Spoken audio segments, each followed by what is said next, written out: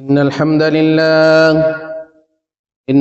لله نحمده ونستعينه ونستغفره ونؤمن به ونتوكل عليه ونعوذ بالله من شرور أنفسنا ومن سيئات أعمالنا من يهده الله فلا مضل له ومن يضلل فلا هادي له وأشهد أن لا إله إلا الله وحده لا شريك له وأشهد أن محمدًا عبده ورسوله يا أيها الذين آمنوا اتقوا الله حق تقاته ولا تموتن إلا وأنتم مسلمون يا أيها الناس اتقوا ربكم الذي خلقكم من نفس واحدة وخلق منها زوجها وبث منهما رجالا كثيرا ونساء واتقوا الله الذي تساءلون به والأرحام إن الله كان عليكم رقيبا يا أيها الذين آمنوا اتقوا الله وقولوا قولا سديدا يصلح لكم أعمالكم ويغفر لكم ذنوبكم ومن يطع الله ورسوله فقد فاز فوزا عظيما أما بعد فإن خير الحديث كتاب الله وخير الهدي هدي محمد صلى الله عليه وسلم وشر الأمور محدثاتها وكل محدثة بدعة وكل بدعة ضلالة وكل ضلالة في النار فقد قال الله تعالى في كلامه المجيد وفرقانه الحميد أعوذ بالله من الشيطان الرجيم بسم الله الرحمن الرحيم شهر رمضان الذي أنزل فيه القرآن هدى للناس وبينات من الهدى والفرقان فمن شهد منكم الشهر فليصم ومن كان مريضا أو على سفر فعدة من أيام أخر وعلى الذين يطيقونه فدية طعام مسكين يريد الله بكم اليسر ولا يريد بكم العسر ولتكملوا العدة ولتكبروا الله على ما هداكم ولعلكم تشكرون عن أبي هريرة رضي الله عنه قال قال رسول الله صلى الله عليه وسلم كم من صيام ليس له من صيامه إلا الظماء من قائم ليس له من قيامه إلا السهو যাবতীয় তারিফ যাবতীয় গুণগান সমস্ত প্রশংসা মহান আল্লাহ রাব্বুল আলামিনের জন্য যিনি আমাদেরকে তার ইবাদত করার জন্য সৃষ্টি করেছেন এবং আজকের এই সাপ্তাহিক ঈদের দিন জুমার দিনে তার সন্তুষ্টির জন্য জুমার সালাত আদায়ের উদ্দেশ্যে মসজিদে এসে খুতবা দেয়ার এবং শোনার তৌফিক দান করেছেন সেই মহান রব্বুল আলামিনের দরবারে শুকরিয়া আদায় করে সকলে বলি আলহামদুলিল্লাহ। অতঃপর সালাত এবং সালাম বর্ষিত হোক আমাদের একমাত্র অনুসরণীয় এবং অনুকরণীয় ব্যক্তি, যার মাধ্যমে আমরা আমাদের জীবন পরিচালনার যাবতীয় বিধিবিধান সম্পর্কে জানতে পারি, সেই প্রিয় নবী এবং প্রিয় রাসূল মুহাম্মদুর রাসূলুল্লাহ সাল্লাল্লাহু আলাইহি ওয়াসাল্লামের উপর। বর্তমানে আমরা গুরুত্বপূর্ণ একটি সময় অতিবাহিত করছি, যে শাবান মাসের গুরুত্বপূর্ণ দিনগুলো আমাদের মাঝ থেকে চলে যাচ্ছে। আজকে যে দিনটিতে আমরা জুমা আদায় করতেছি এটাই এই শাবান মাসের শেষ জুমা। ইনশাআল্লাহ আল্লাহ রাব্বুল আলামিন যদি আমাদেরকে হায়াতে তাইয়্যিবা দান করেন, পরবর্তী জুমা আমরা পেতে যাচ্ছি সেই মহিমান্বিত কোরআন নাজিলের মাস রমাদান মাস। কিন্তু আমরা মুসলিম, দুনিয়াবি কোনো বিষয় নিয়ে আমরা যতটা উদ্বিগ্ন থাকি, আমাদের যে বিষয়গুলো পরকালে কাজে লাগবে সেই বিষয়গুলো সম্পর্কে আমরা ততটাই গাফেল থাকি। রমাদান মাস আসতেছে আমরা অনেকেই জানি, কিন্তু শাবান মাস কবে শুরু হয়েছে সেটাও কিন্তু আমরা অনেকে জানি না, বা আজকে শাবান মাসের কয় তারিখ সেটাও আমরা অনেকে জানি না। শুধু রমাদান মাস আসতেছে, হয়তো আগামী বুধবার দিবাগত রাত্রেই আমাদের তারাবি হবে, সাহারিতে উঠবো, বৃহস্পতিবার থেকে প্রথম রমজান। শুধু এই রমজান মাসের খোঁজ খবরটাই হয়তো আরবি মাসের মধ্যে আমরা টুকটাক রাখি। কিন্তু এই যে শাবান মাস আমাদের মাঝে থেকে যে চলে যাচ্ছে, এই শাবান মাসেরও অত্যন্ত গুরুত্ব এবং তাৎপর্য রয়েছে। রাসূল সাল্লাল্লাহু আলাইহি ওয়াসাল্লামের হাদিসগুলো যদি লক্ষ্য করি তাহলে আমরা দেখতে পাবো রাসূল সাল্লাল্লাহু আলাইহি ওয়াসাল্লাম এই শাবান মাস প্রায় পুরোটাই সাওম পালন করতেন। সারা বছর তো বিভিন্ন সাওম রয়েছে যেগুলো সম্পর্কে আমরা গাফেল, জানি না। প্রত্যেক সোমবার এবং বৃহস্পতিবার সাওম পালন করা সুন্নাহ। প্রত্যেক আরবি মাসের 13, 14, 15 তারিখ এই 3 দিনে আইয়ামে বিয়দের সাওম পালন করা সুন্নাহ। এগুলো সম্পর্কে আমরা জানি না।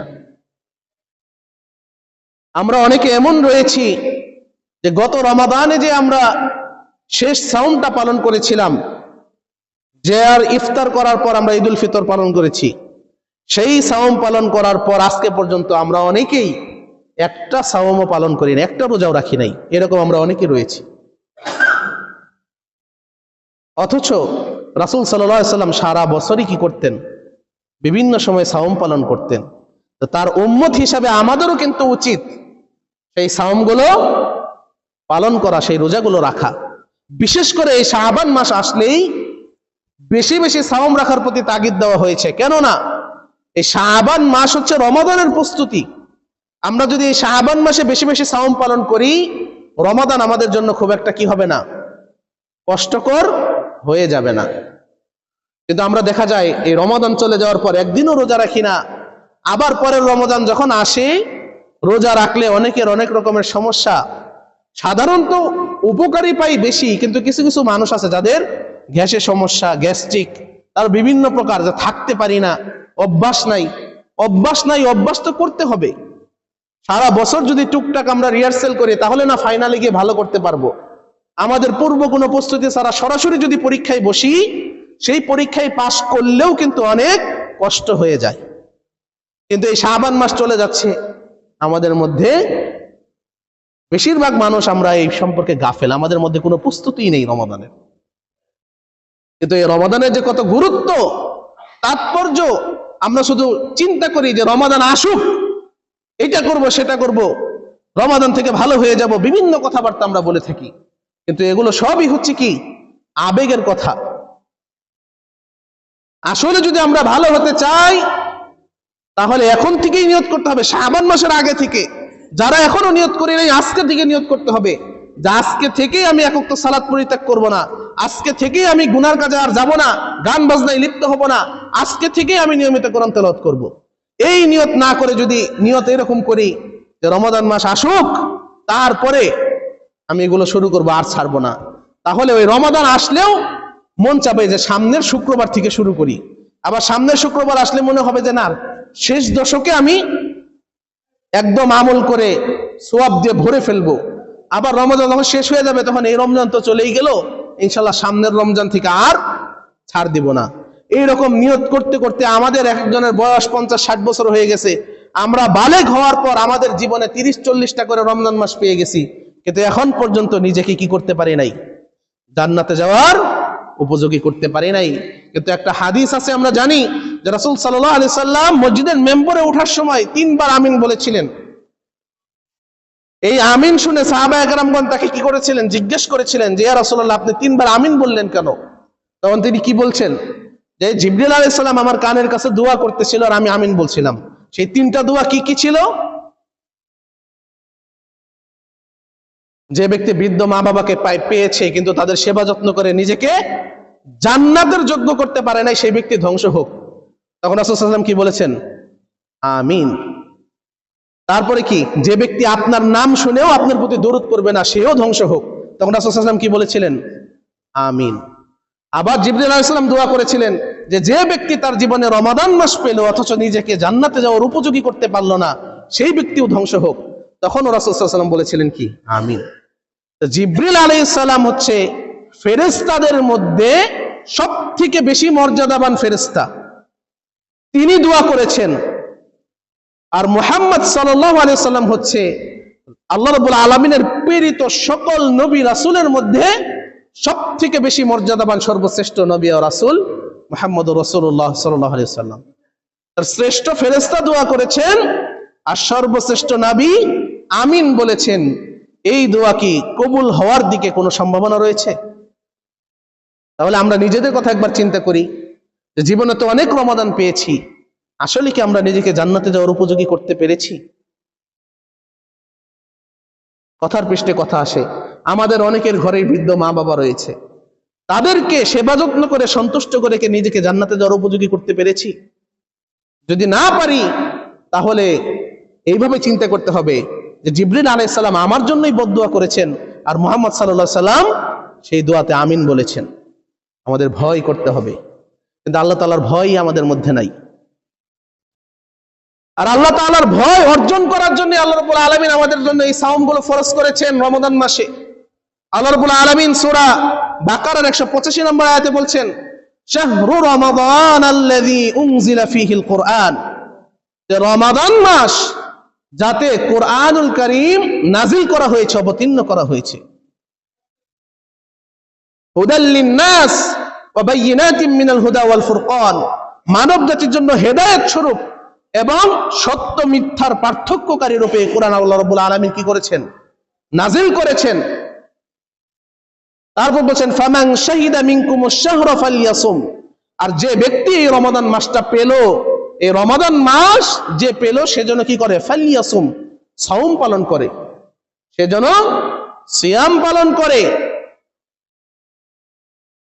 ফামান কানা মিনকুম মারিদান আও আলা সাফারিন ফাইদ্দাতুম মিন আইয়ামিন উখর, আর যদি কেউ অসুস্থ থাকে, রোগী থাকে, রোগাগ্রস্ত থাকে এবং সফরে থাকে, ভ্রমণে থাকে, তাহলে সে যেন তা অন্য দিনে পূর্ণ করে নেয়। সুবহানাল্লাহ, আল্লাহ রাব্বুল আলামিন কত সহজ করেছেন যে রমাদান মাস যে পেল সে যেন কি করে? অবশ্যই সাওম পালন করে। আল্লাহ রাব্বুল আলামিন নির্দেশ দিয়েছেন, এটা ফরজ। কিন্তু কেউ যদি অসুস্থ থাকে অথবা কোনো ভ্রমণে থাকে, তাহলে সে কি করতে পারবে? সেই সাওমটা অন্য দিনেও পূর্ণ করতে পারবে। আল্লাহ রাব্বুল আলামিন এটা সুযোগ দিয়েছেন। তারপর আল্লাহ তাআলা বলেন, ইউরিদুল্লাহু বিকুমুল ইউসরা ওয়া লা ইউরিদু বিকুমুল উসর, যে আল্লাহ তোমাদের সহজ চান, কঠিন চান না। ওয়ালিতুকমিলুল ইদ্দাহ, সুতরাং তোমরা কি করবে? অন্যান্য দিন এটা পূর্ণ করে নিবে। যে রোজাটা কোনো কারণবশত আমরা রমজান মাসে ছেড়ে দিব, সেটা অন্যদিন কি করতে হবে? পূর্ণ করে নিতে হবে। ওয়ালিতুকাব্বিরুল্লাহা আলা মা হাদাকুম ওয়া লাআল্লাকুম তাশকুরুন, আর আল্লাহ তাআলা তোমাদেরকে হেদায়েত দিয়েছেন এই জন্য যাতে তোমরা ওয়ালিতুকাব্বিরুল্লাহ, আল্লাহ তাআলার বরত্ব ঘোষণা করতে পারো,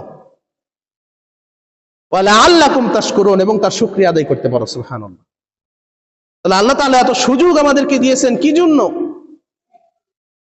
আমরা যেন বেশি বেশি তার বরত্ব ঘোষণা করি এবং তার শুকরিয়া আদায় করি। আর এই সূরার 183 নম্বর আয়াতে আল্লাহ রাব্বুল আলামিন স্পষ্টভাবে বলেছেন, ইয়া আইয়ুহাল্লাযীনা আমানু, হে ঈমানদারগণ, কুতিবা আলাইকুমুস সিয়াম কামা কুতিবা আলাল্লাযীনা মিন ক্বাবলিকুম লাআল্লাকুম তাত্তাকুন, যে তোমাদের উপর এই সাওমকে আবশ্যক করে দেওয়া হয়েছে, লিপিবদ্ধ আকারে ফরজ করে দেওয়া হয়েছে, কামা কুতিবা আলাল্লাযীনা মিন ক্বাবলিকুম, যেমন ফরজ করা হয়েছিল তোমার পূর্ববর্তীদের উপর। অর্থাৎ আল্লাহ রাব্বুল আলামিন শুধু আমাদের উপরই কোনো কিছু চাপিয়ে দেন নাই, আমাদের পূর্ববর্তী যে জাতি ছিল তাদের উপরও কি ছিল? সিয়াম ফরজ ছিল। কিন্তু তাদের রমাদান মাসের সিয়াম ফরজ ছিল না, অন্য সময় এক এক নবীর উম্মতদের জন্য এক এক টাইমের সাওম তাদের জন্য আবশ্যক ছিল, এবং সেই রোজাগুলো, তাদের যে সিয়াম, সেগুলো নিয়ম কারণ আমাদের তুলনায় আরো অনেক কঠিন ছিল।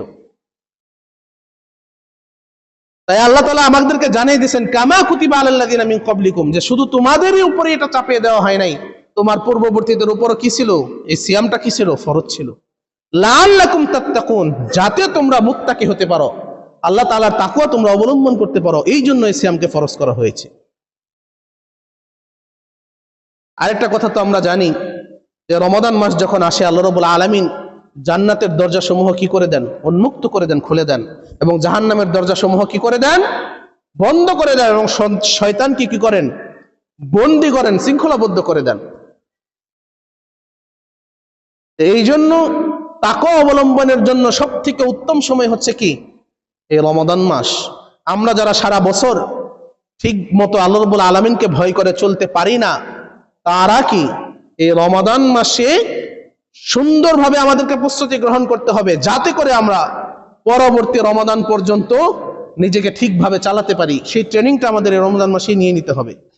কিন্তু অত্যন্ত আফসোস এবং দুঃখের বিষয় যে রমাদান মাসে আমরা যদিও যতটুকু সম্ভব ভালোভাবে চলি, রমাদান শেষ হতে না হতেই চাঁদ রাত থেকে আমরা আবার পাপ কাজে লিপ্ত হয়ে যাই। বিভিন্ন জায়গায় ডেকসেটে গান বাজনা শুরু হয়ে যায়, মনে হয় যেন ঈদের রাত না, ওটা পূজার রাত চলতেছে।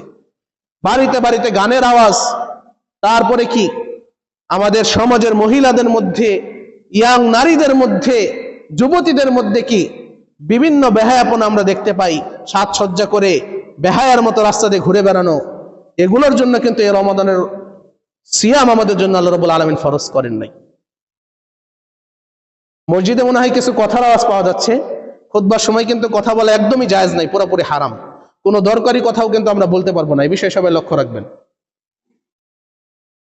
তো যেটা বলছিলাম, আল্লাহ রাব্বুল আলামিন বলছেন শাহরু রমাদান আল্লাযী উনজিলা ফীহিল কুরআন, যে রমাদান মাস যাতে আল্লাহ রাব্বুল আলামিন কোরআনুল কারীম নাজিল করেছেন। তারপর বলছেন ফামান শাহিদা মিনকুমুশ শাহরা ফালইয়াসুম, যে ব্যক্তি এই মাসটা পাবে সে যেন সাওম পালন করে। এখন কথা হচ্ছে, সাওম পালন করার মানে কি? আমরা তো বাঙালি যারা আছি আমরা রোজা বলে থাকি, তাই বলি না? নামাজ, রোজা, হজ, যাকাত। কিন্তু আসলে নামাজ কি কোরআন হাদিসের কোথাও আছে? নাই। আসলে জিনিসটা কি? সালাত।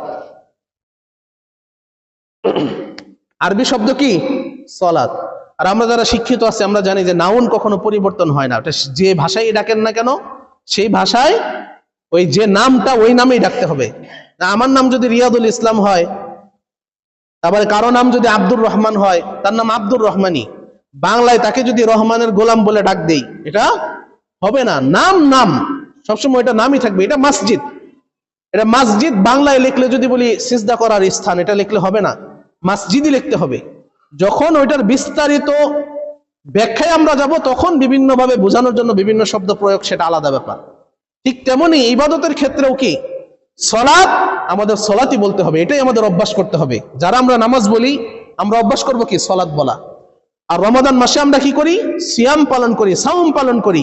এটা আমাদের সাওম নামেই অভ্যস্ত হতে হবে। কেননা রোজা যদি আমরা বলি, রোজা বলতে শুধু বোঝাই হচ্ছে না খেয়ে থাকা, খাওয়া পানাহার থেকে বিরত থাকার নামই কি? রোজা। রোজা অনেক ধর্মে রয়েছে, হিন্দু ধর্মে উপোস আছে, উপবাস আছে, ওগুলাকেও রোজা নামে ব্যবহার করা যায়। কিন্তু সাওম শুধু না খেয়ে থাকার নামই কি? সাওম না। সিয়াম হচ্ছে সুবহে সাদিক থেকে শুরু করে সূর্যাস্ত পর্যন্ত যাবতীয় হারাম কাজের পাশাপাশি নির্দিষ্ট কিছু হালাল কাজ থেকেও বিরত থাকার নাম হচ্ছে কি? সিয়াম। আর সিয়ামের শাব্দিক অর্থ হচ্ছে বিরত থাকা। আমরা যে সিয়াম পালন করতে চাই, শুধু খাওয়া পানাহার থেকে বিরত থাকলেই কিন্তু সিয়াম পালন হবে না। যাবতীয় যত হারাম কাজ আছে সেগুলো বাদ তো দিতেই হবে, সাথে সাথে কিছু হালাল কাজ, যেমন স্ত্রীর সাথে মেলামেশা, তারপরে কি কোনো কিছু খাওয়া বা পান করা, এইরকম সকল হারাম কাজের পাশাপাশি এই কিছু হালাল কাজ থেকেও বিরত থাকার নামই কি? সাওম। আর সময়টা কতটুকু? সুবহে সাদিক, অর্থাৎ ফজরের ওয়াক্ত শুরু হওয়া থেকে শুরু করে মাগরিব হওয়া পর্যন্ত, মাগরিবের ওয়াক্ত, সুবহে সাদিক থেকে সূর্যাস্ত পর্যন্ত। তাহলে আমরা যদি বলি যে আমরা রোজা রেখেছি, তাহলে হবে? শুধু না খেয়ে থাকার নাম তো সালাত না। কিন্তু দুঃখের বিষয়, আমাদের সমাজে আমরা বেশিরভাগ মানুষ রোজাই থাকি, সিয়াম খুব একটা থাকি না। কেননা আমাদেরকে যদি কেউ বন্দি করে মাইরও দিতে চায়, এখনই কি কিছু খাও, নাইলে তোমাকে কি করা হবে, শাস্তি দেওয়া হবে, তারপরে আমরা খেতে চাই না। কিন্তু সেই মানুষই রমাদান মাসে জোহরের নামাজ নাই, আসরের নামাজ নাই, আবার কি বাড়িতে টেলিভিশনে সিনেমা নাটক। মা বোনদেরকে উদ্দেশ্য করে বলছি যে আমরা বাড়িতে থাকি, কাজ করার পাশাপাশি কি ঘরে টেলিভিশন চলতেই আছে, গান চলতেছে, তারপরে সিনেমা চলতেছে, নাটক চলতেছে, আবার আমরা রোজা রাখি। তো ওইটা রোজাই হবে, ওটা সাওম হবে না। আল্লাহ রাব্বুল আলামিন যে সাওম রাখার জন্য নির্দেশ দিয়েছেন সেটা হবে না। সাওমটা হচ্ছে কি, হারাম কাজ থেকে পরিপূর্ণভাবে নিজেকে বিরত থাকতে হবে। যারা সুদ খাওয়ার সাথে জড়িত তারা রমাদান মাসে যতই না খেয়ে থাকুক কোনো লাভ আছে? হ্যাঁ, কোনো লাভ নাই। সুনান দারিমিতে একটা হাদিস রয়েছে, আবু হুরায়রা রাদিয়াল্লাহু আনহু থেকে বর্ণিত। তিনি বলেন, রাসূল সাল্লাল্লাহু আলাইহি ওয়াসাল্লাম বলেছেন, কাম মিন সিয়ামিন লাইসা লাহু মিন সিয়ামিহি ইল্লা যামাউ, যে এমন কিছু সাওম পালনকারী আছে যারা ক্ষুধা এবং পিপাসা ব্যতীত আর কিছুই লাভ করতে পারে না। অর্থাৎ সাওমের যে সোয়াব, যে পুরস্কার, কিছুই তারা পাবে না। এই সাওম থেকে শুধু তারা কি পাবে? ক্ষুধা এবং পিপাসা, এছাড়া আর কিছুই লাভ করতে পারে না। আবার আছে মিন কাইমিন লাইসা লাহু মিন কিয়ামিহি ইল্লা সাহরু, আবার এমন কিছু রাতে ইবাদতকারী আছে যারা রাত্রি জাগরণ ছাড়া আর কিছুই লাভ করতে পারে না। এখানে কিন্তু তারাবির, তাহাজ্জুদ, তারপরে আরো রাতের যে ইবাদতগুলো আছে সেগুলোর কথা ইঙ্গিত করা হয়েছে। তো আমরা সারা বছর তাহাজ্জুদ, কিয়ামুল লাইল না করলেও রমাদান মাসে কিন্তু অন্তত পক্ষে তারাবির সালাতটা অনেকে পড়ে থাকি, গুরুত্ব সহকারে পড়ি, আর গুরুত্ব দেওয়াই উচিত। কেননা অন্যান্য মাসের তুলনায় রমাদান মাসের গুরুত্ব, ফজিলত রয়েছে। কিন্তু এখানে কথা বলে কে? সবাই একটু দূরে দূরে বসে দেন, কেউ যেন একসাথে বসে কথা না বলে। আর সামনে জায়গা থাকতে কেউ পিছিয়ে বসবো না, সামনে জায়গা পূরণ করে বসি। সামনে চলে আসেন, সামনে জায়গা রেখে পিছনে বসা যাবে না। দ্বীনি মজলিসে খালি জায়গা থাকা মানেই সেই জায়গায় শয়তান আসবে আর আমাদেরকে কি করবে? কুমন্ত্রণা দিবে, অমনোযোগী করার চেষ্টা করবে। কোনোভাবে আমরা খালি রাখবো না, আর দেয়ালে কেউ হেলান দিয়ে বসবো না, সোজা হয়ে বসি। মসজিদে এসে কেউ অলসতা করবো না ইনশাআল্লাহ। আল্লাহ তাআলা সবাইকে সেই তৌফিক দান করুন, আমিন। তো যেটা বলছিলাম, যে রমাদান মাসে এমন কিছু রোজাদার আছে, সাওম পালনকারী আছে, যারা শুধুমাত্র ক্ষুধা এবং পিপাসা ব্যতীত আর কিছুই কি করতে পারে না, লাভ করতে পারে না। আবার ঠিক আমরা এমনও কিছু মানুষ আছি যারা তারাবি পড়ি, কিয়ামুল লাইল করি, রমাদানের রাত্রে জাগরণ করি, কিন্তু শুধু রাত্রি জাগরণ ছাড়া আর কিছুই আমরা লাভ করতে পারি না। একটা উদাহরণ যদি দেই, আমাদের দেশের অধিকাংশ মসজিদের তারাবির কথা যদি বলি, যে আমরা অনেক মানুষ মনে করি যে রোজা রাখলে তারাবি পড়তেই হবে, তারাবি না পড়লে রোজা হবে না, তারাবি না পড়লে কি হবে না? সাওম হবে না। রোজা আমি বলতে চাই না, তাও বলি আপনাদের বোঝার সুবিধার্থে, মাঝে মধ্যে বলতেছি যে অনেক মানুষ আছে সাহারি খেয়ে ফজরের নামাজ না পড়েই ঘুমিয়ে যায়, জোহরের নামাজও পড়ে না, আসরের নামাজও পড়ে না, কিন্তু এশার নামাজের টাইমে ঠিকই আসে, তারাবি পড়তে হবে। কেন? তারাবি না পড়লে নাকি কি হবে না? সাওম হবে না, রোজা হবে না। এরকম ধারণা হয়তো আমাদের আহলাদের সমাজগুলোতে নাই, কিন্তু অধিকাংশ সমাজে ময় মুরব্বীরা এই ধারণায় বিশ্বাস করে।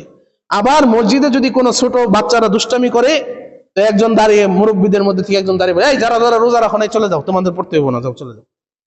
মানে তারাবিকে রোজার সাথে আমরা কি করে ফেলেছি? সম্পৃক্ত করে ফেলেছি।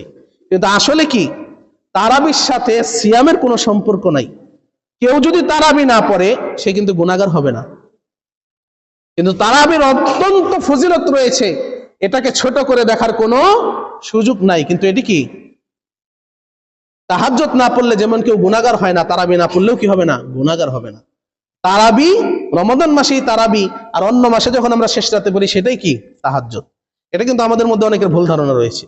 তো রমাদান মাসের সওয়াবটা আমরা কেউ ছাড়তে চাই না, বিদায় আমরা মসজিদে জামাতের সাথে তারাবির সালাতটা আদায় করে থাকি। তো কোন সমাজে যদি এরকম ইমানদার আমরা কয়েকজন থাকি, রমাদানের বাহিরেও ইচ্ছা করলে আমরা কি শেষ রাতে ফজরের আগ মুহূর্তে যদি আমরা তাহাজ্জুদের জামাতের সাথে পড়ি সারা বছর, তাতেও সমস্যা নাই। যারা মক্কা মদিনায় গিয়েছেন দেখেছেন, সেখানে তাহাজ্জুদের জন্য আজানও হয়, হয় না? তাহাজ্জুদের জন্য এক্সট্রা আজান হয়। আমাদের সমাজে কি হয়? হয় না। কিন্তু আমাদের সমাজে না হলেও আমাদের দেশে বর্তমানে কিছু কিছু মসজিদে রমাদান মাসে হয়। এটাও একটা সুন্নাহ, যেটাকে আমরা বলতে পারি হারিয়ে যাওয়া সুন্নাহ। যে সুন্নাহকে যদি আমরা পুনরায় চালু করতে পারি তাহলে কি শহীদের মর্যাদা পাবো ইনশাআল্লাহ।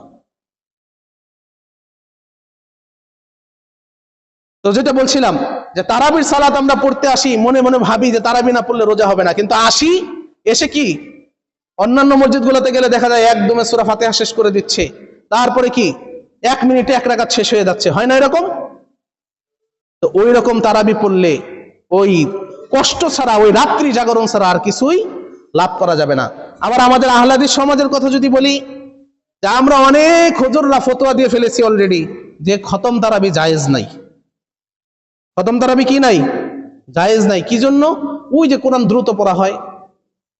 কিন্তু আমাদের এই দৃষ্টিকোণটাও কিন্তু ভুল রয়েছে। খতম তারাবি না জায়েজের কিছু নাই, খতম তারাবি বিদআত না।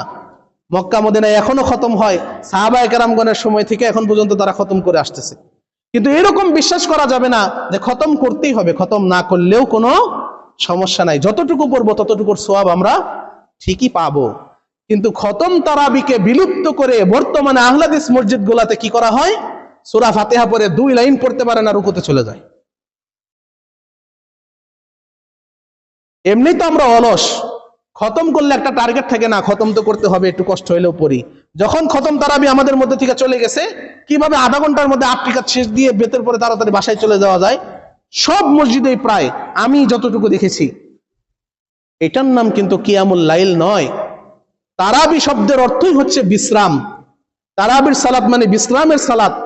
ধীরস্থির ভাবে, সুন্দর ভাবে বিশ্রাম নিয়ে নিয়ে দীর্ঘ সময় নিয়ে আদায় করার নাম হচ্ছে তারাবি। আর যদি কিয়ামুল লাইল বলি, কিয়াম শব্দটি কামা ইয়াকুমু থেকে এসেছে, দাঁড়িয়ে থাকা। রাতের সালাতে দীর্ঘ সময় দাঁড়িয়ে থাকার নামই কি? কিয়াম। আর কিয়ামুল লাইল মানে কি? রাতের সালাতে দীর্ঘ সময় দাঁড়িয়ে যে সালাতটা আদায় করা হয় সেটাই হচ্ছে কিয়ামুল লাইল।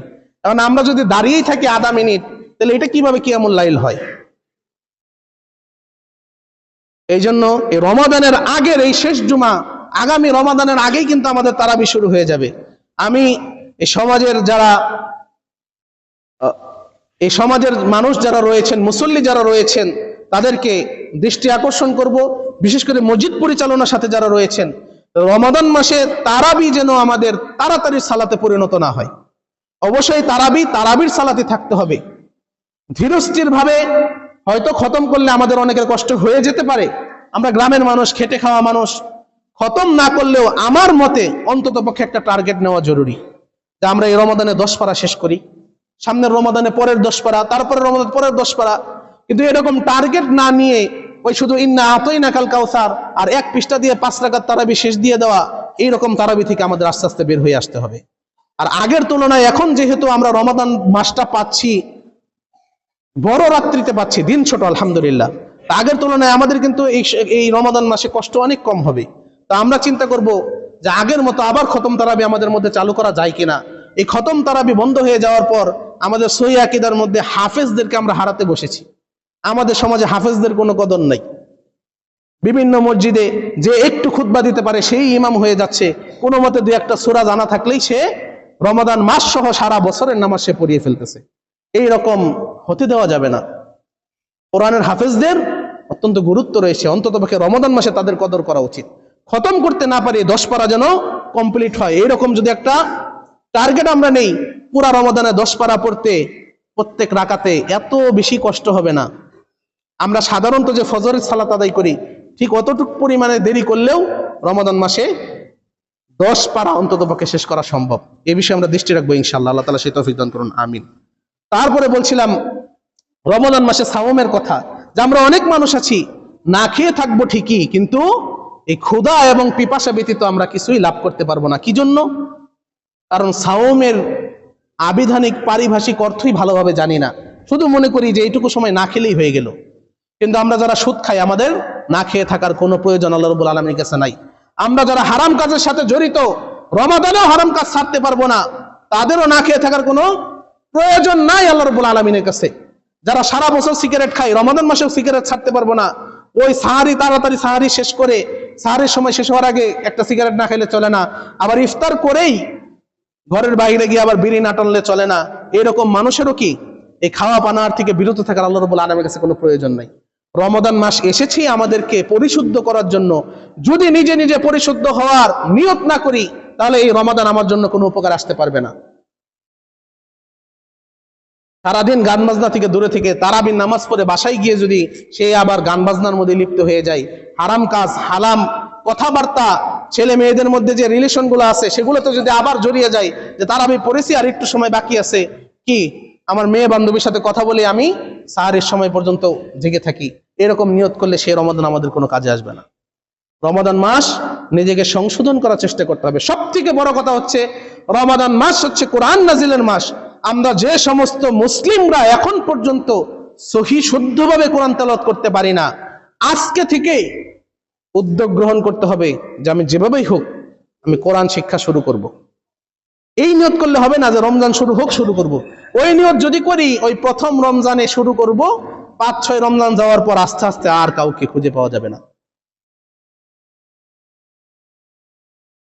আবার দেখা যায় রমজান যখন শেষ হয়ে যায় লাস্টের কয়েকদিন আবার কিছু মানুষ পাওয়া যায়। যেমন আমরা কিছু হুজুগে মুসলিম আছি যে রমাদান শুরু হওয়ার পর 5 ওয়াক্ত সালাত যারা পড়ে সেই সকল মুসল্লিরাও তাদের জন্য অনেক সময় প্রথম কাতারে জায়গা পায় না। কিন্তু 3-4 তারাবি যখন চলে যায় আস্তে আস্তে আবার সেগুলো কি কমা শুরু হয়ে যায়, অতিথি পাখির মতো আসে আবার চলে যায়। আবার রমাদান শেষ হতে হতে শেষ মুহূর্তে আবার কিছু আসে। এইরকম নিয়ত, এরকম মন মানসিকতা আমাদের থাকা যাবে না। আল্লাহ তাআলা আমাদের সকলকেই এই রমাদানের জন্য আমরা নিজেকে পরিবর্তন করতে পারি সেই তৌফিক দান করুন, আমিন। সর্বশেষ আরেকটা বিষয় যা আমাদের এলাকাগুলোতে আমরা দেখতে পারি, যে আমাদের এলাকার যে হোটেলগুলো আছে, চা স্টলগুলো রয়েছে, সেগুলোতে রমাদান মাসে দেখা যায় পর্দাটা নিয়ে কি করা হয়, ভিতরে মানুষদেরকে ঠিক খাওয়া দাওয়ার সব আয়োজন ঠিকভাবে চালিয়ে নেওয়া হয়। তো এরকম যারা আছি, আমরা যারা ব্যবসায়ী আছি, আমরা যদি সত্যিকারে আল্লাহ রাব্বুল আলামিনকে ভয় করি, তাহলে আমাদের দ্বারা এগুলো করা সম্ভব নয়। হ্যাঁ, আমরা বলতে পারি যে আমার ব্যবসা তো হারাম না, তারা যদি কিনে আমার বিক্রি করতে সমস্যা কি?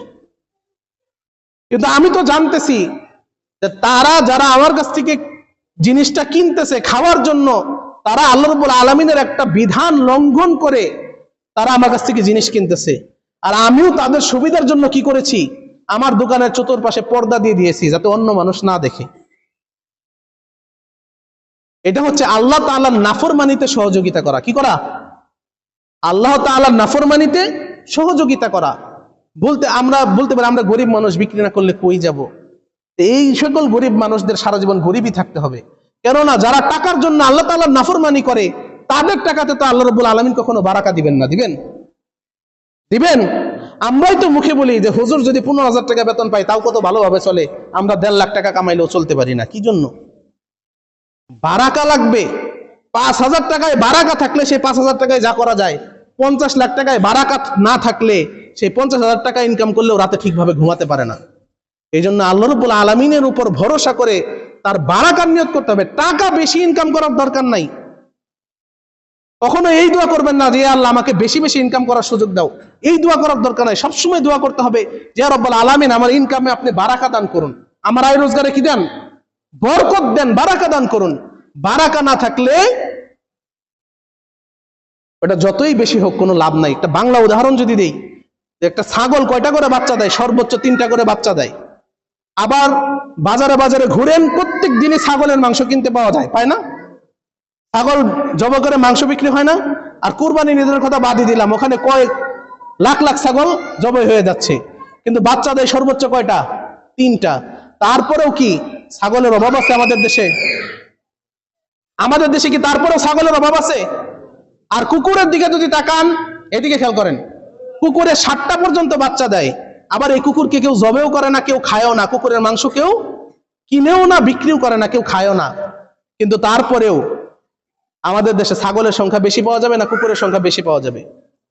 রাস্তার যে মোড়ে 3টা কুকুর ছিল, 5 বছর পরে যান হয়তো সর্বোচ্চ 4টা কুকুর পাবেন, কিন্তু একটা কুকুর তো মোটামুটি 5টা থেকে 7টা পর্যন্ত বাচ্চা দেয়। যেখানে 5টা কুকুর আছে 1 বছর পরে তো সেখানে 5-5 25টা কুকুর হওয়ার কথা, তাই কি হয়? এটা হচ্ছে বারাকা, ছাগলের বাচ্চা আর কুকুরের বাচ্চা। এইগুলো আমাদের এইভাবে একটু চিন্তা করতে হবে যে টাকা বেশি কামানোর চিন্তা করলেই কাজ হবে না, টাকায় বারাকা আসবে কিনা সেটা আমাদের দেখতে হবে। সর্বশেষ আরেকটি কথা, যে আমরা যারা ফেসবুক চালাই, অনলাইনে আছি, আমাদের অনেক সময় অনেকভাবে বিভিন্ন জিনিস মেসেজ আসে যে এইরকম একটা খবর, এটা যদি তুমি এতজনকে পাঠাও তাহলে তোমার জন্য এতদিনের মধ্যে একটা সুখবর আছে, না পাঠাইলে এতদিনের মধ্যে একটা দুঃখের খবর আছে, অথবা তোমার মা মারা যাবে।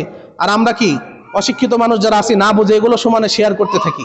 তো রমাদান কেন্দ্রিক একটা জাল হাদিস আমরা দেখতে পাই, প্রত্যেক বছরই আমাদের এখানে সয়লাভ হয়ে যায়, যে অমুক দিন থেকে প্রথম রমজান শুরু হচ্ছে।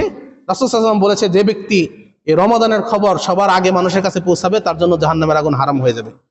কত সুন্দর একটা কথা, অথচ একটা মিথ্যা কথা। এটা কোনো হাদিসই না, জাল হাদিসও না, রাসূলের নামে মিথ্যা বলে চালিয়ে দেওয়া হচ্ছে। আর আমরা অনেক ধর্মপ্রাণ মুসলিম না বুঝে এগুলো আরেকজনের কাছে ফরওয়ার্ড করতেছি, শেয়ার করতেছি। এগুলো থেকে আমাদের বেঁচে থাকতে হবে, আগে যাচাই করতে হবে। নিজে না বুঝলে মসজিদের ইমাম খতিব আছে, তাদের কাছে বুঝতে হবে যে এটাকে আসলেও ঠিক কিনা। কেননা রাসূল সাল্লাল্লাহু আলাইহি ওয়াসাল্লাম একটা হাদিস যদি দেখি, আমর ইবনুল আস থেকে বর্ণিত, নবী সাল্লাল্লাহু আলাইহি ওয়াসাল্লাম বলছেন, বাল্লিগু আন্নি ওয়ালাউ আয়া, যে আমার পক্ষ থেকে একটি আয়াত হলেও পৌঁছাইয়া দাও। অর্থাৎ আমার পক্ষ থেকে যা জানবা সেটাই অন্য কি করবা, জানিয়ে দেবা। ওয়া হাদিসু আন বানি ইসরাঈল ওয়ালা হারাজ, বানি ইসরাঈলের কাহিনীও বর্ণনা করো, তাতেও কোনো সমস্যা নাই। তারপরে তিনি বলছেন, ওয়ামান কাযাবা আলাইয়া মুতাআম্মিদান ফালইয়াতাবাওয়া মাকআদাহু মিনান নার, আর যে ব্যক্তি আমার নামে মিথ্যা কোনো কিছু বর্ণনা করবে, সেই ব্যক্তি তার নিজের স্থানটা কোথায় করে নেবে, জাহান্নামে করে নেবে। অর্থাৎ রাসূল সাল্লাল্লাহু আলাইহি সাল্লামের নামে আমরা যা বলবো খুব সতর্কতার সাথে বলতে হবে।